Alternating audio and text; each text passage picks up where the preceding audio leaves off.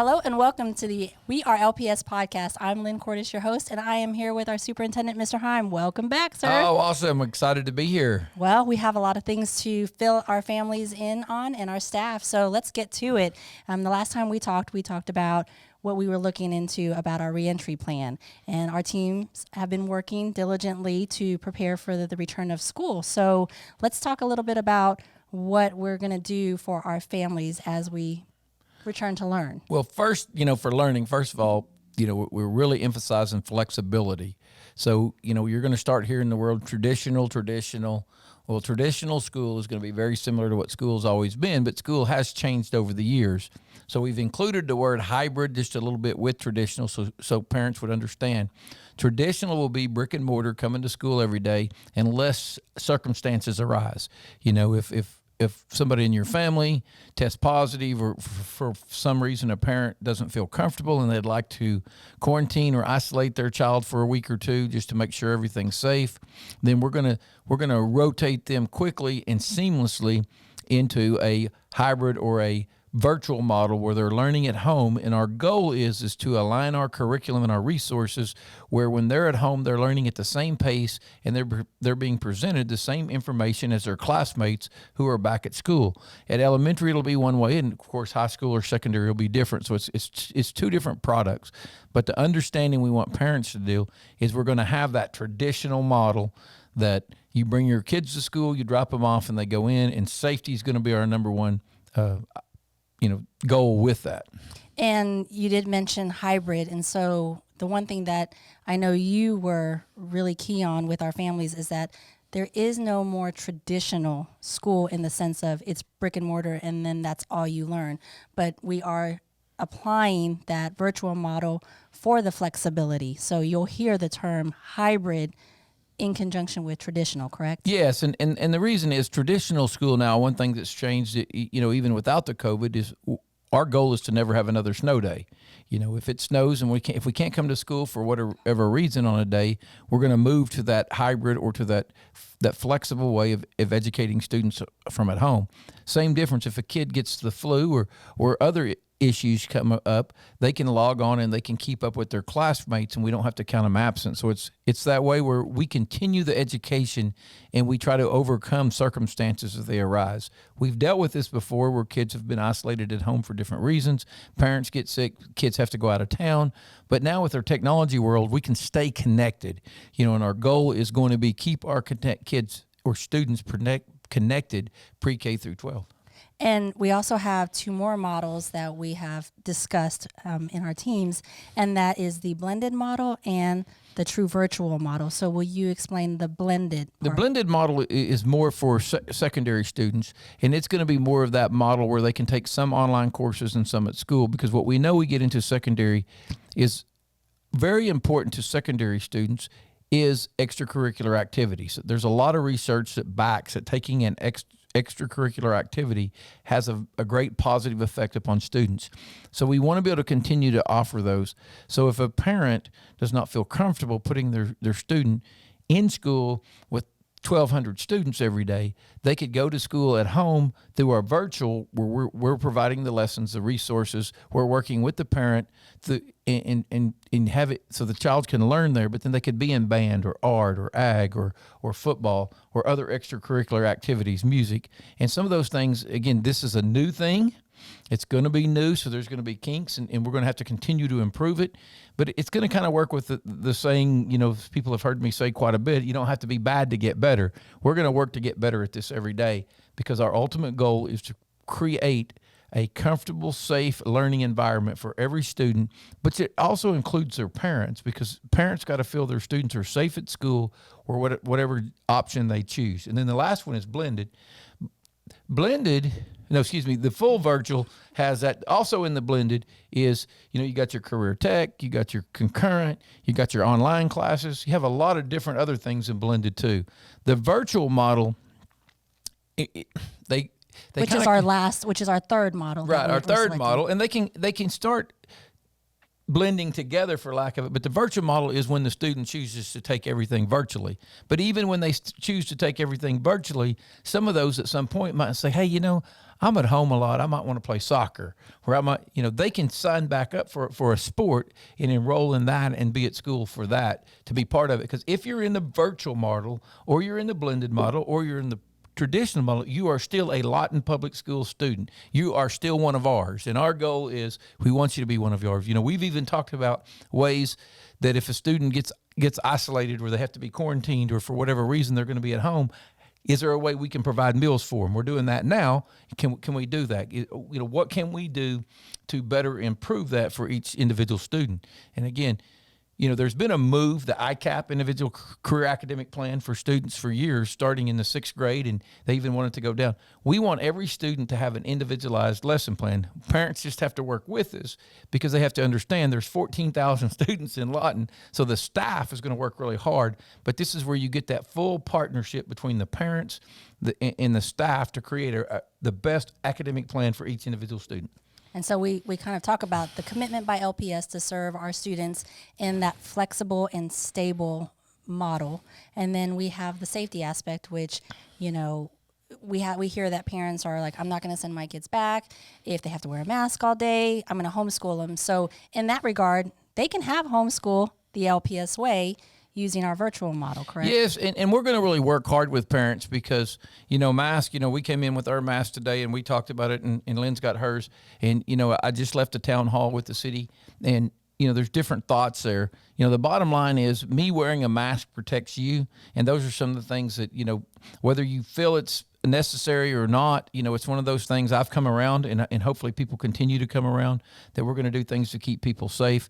But we also have to make parents feel comfortable. We know right now through surveys, and we're going to run another survey July 27th to August 1st, I believe, is when we're going to close it. But we know through that survey that the first one we ran, we got about 60% of our parents who are going to send their kids back to school. As long as their kids can wash their hands, they're coming back to school. Right. And so we feel comfortable with those. We got another 20% are just not real sure what they're going to do. And we've got to reinsure them that we're going to have the safety measures. And then there's that 10% that, as long as we have some really strict safety protocols, and we'd like to keep those. The balance gets to be, there's probably 5 or 10% if we don't wear a mask, they're not coming back to school. And we got some saying if you do wear a mask, you're coming back to school. You just have to understand, we are really looking at the research, following health guidelines, CDC. We understand a first grader cannot be taught to wear a mask if they're cannot be taught to read if they're wearing a mask and their teacher's wearing a mask. There's some exceptions we have to make there. In the classroom, the collaboration, those relationships, that face-to-face, the teacher work, teaching, we know that it's going to be difficult to wear a mask. But yet again, for that compromise on the other side, when the bell rings and we put 700, 800, 1,000 students in a hall, our expectations right now would be that they wear a mask when they walk in the hall. And some people say, how can you expect every kid to wear a mask? Well, right now when they walk in the hall, we expect every kid to wear a name badge. So it shouldn't be that much of a difference. The name badges are basically a safety protocol, so we know who's supposed to be there and make sure no one's there that shouldn't be there. Mask will be a safety protocol. Heard from one of the guys from Fort Sill today that they've started the thought, if you're around town and you see someone, you should expect that they're positive. And that's not a great thing, but if you treat everyone like they're positive and keep your distance from them, unless they have a mask on, then we'll improve that. And I'm telling you, I'm a huge football fan. When I moved here, one of the things I was excited about was getting to see Lawton. Kind of like I pretty much get to watch a home football game every week. And so I don't even have to travel to watch football. I love college football. I sit and watch college football all day Saturday. I love the NFL. Been a Cowboys fan since I was 4 years old. And those things, there's a lot of people like that. Getting those things back are important. If everybody would commit to wearing a mask every day, the chances of that happening are a lot better than people not wearing a mask. In the same way with school. We know you want your kids back in school. If we'll protect our kids and everyone will start wearing masks and everyone will start washing their hands and taking those protocols, we're going to have school the way we always had it, and we're going to protect your kids and educate them. All right. Well, we talked about the 3 models, and parents are going to start getting some flyers from us that show our educational options so that you can start preparing for the school year as you have been this summer. Before we take a break, is there anything else you want to add about the educational aspect for our families? Well, probably the thing we probably left out that we get to discussing, because we have different levels of staff, is I'm sure we have some staff members who feel like they're not being heard, or they're not, no one's asking them what they think. That is part of it. We do want to hear from them.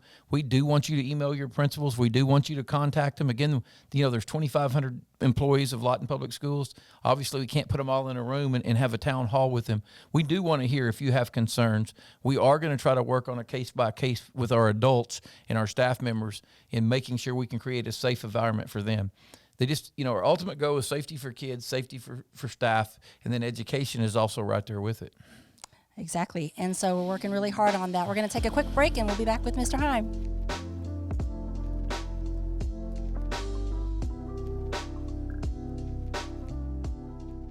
Hello, and welcome back to the We Are LPS podcast, part 2 with Mr. Heim. Now, before we took a break, we started talking about some safety measures we were going to implement. So let's continue on and talk about transportation, talk about child nutrition, and even in our offices, what it's looking like right now during the summer. Well, we're obviously deep cleaning everything as we normally do in the summers. We're adding more fumigators or machines that disinfect entire classrooms, entire buses, and portable ones. One of the things we're looking at buses is shields for the bus drivers to keep our bus drivers safe. We're having discussion whether kids wear masks on buses. The mask issue is probably still the biggest issue. We hit a little bit of that in the first podcast, but how do you get a pre-K kid to wear a mask all day? And if you ever a pre-K teacher, if you've ever been around those kids, you'll look up and two kids will have a mask on, but they'll be each other's.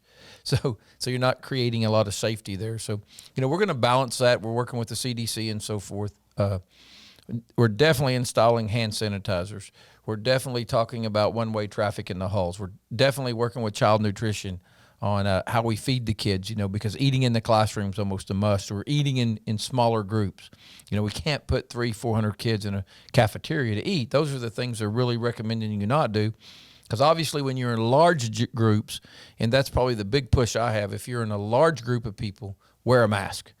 You can't wear a mask and eat. So, we're going to do a lot of grab and go, and our child nutrition, they're working really hard to put together a way to package the meals and keep them at edible temperatures and get them to the kids really quickly, and the kids can eat them in the classrooms and so forth.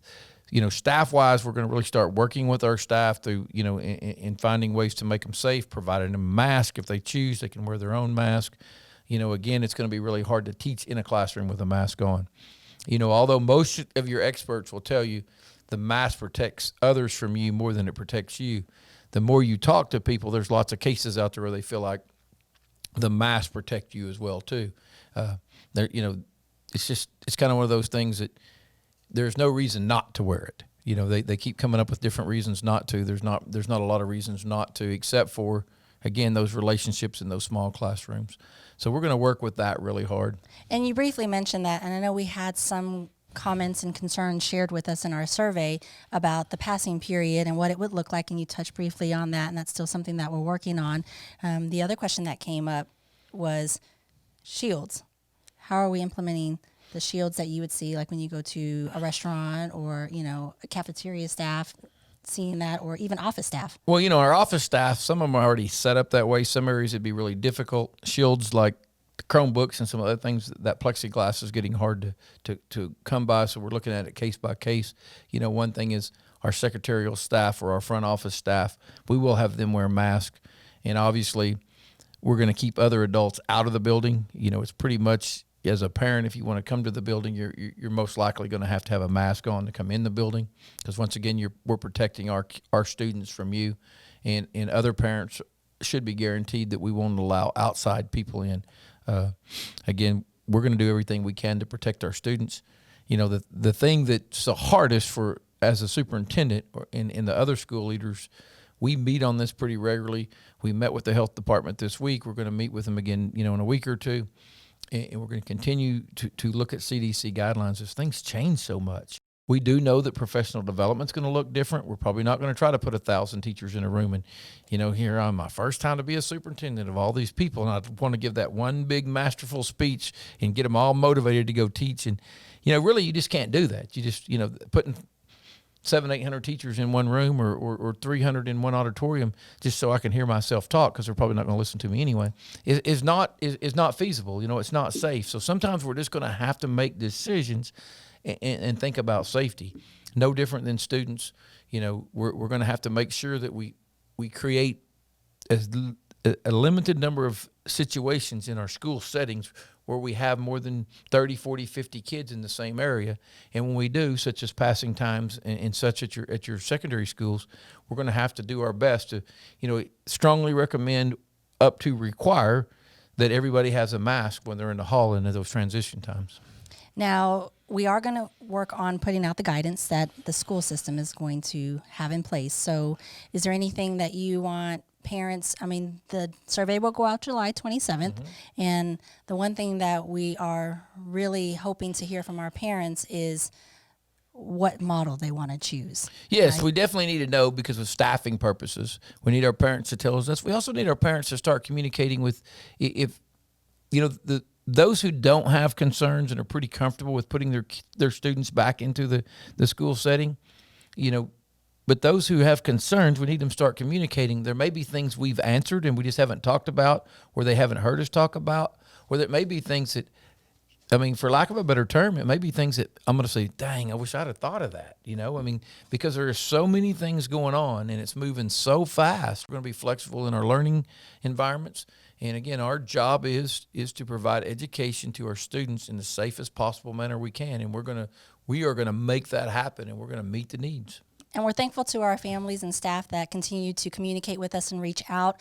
Mr. Heim, this is our time. Thank you so much for joining me. Oh, thank you. And I appreciate it. And we hope to make this very regular, because in 2020, this is a means of communication, and hopefully we can use this to communicate where you guys can hear it from us, exactly what we're doing, and it can be factual and not rumors.